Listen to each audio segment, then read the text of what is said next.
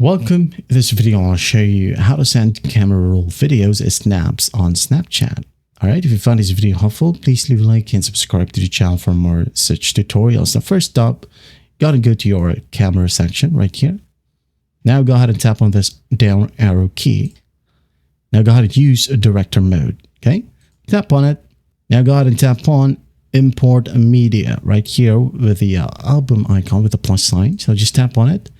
Now go and select from your camera roll. Okay, let's say this one. Just tap on it. Tap on the check mark. Wait for it to load. You can go ahead and review it right here or tap on preview. All right.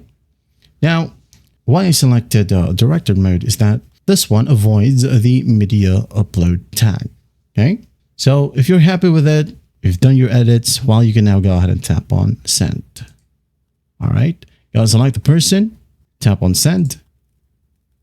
It says here snap sent, and you're good to go. That is it. That's how easy it is to send camera roll videos as snaps on Snapchat. Well, I hope this video helps, and I'll see you in the next one.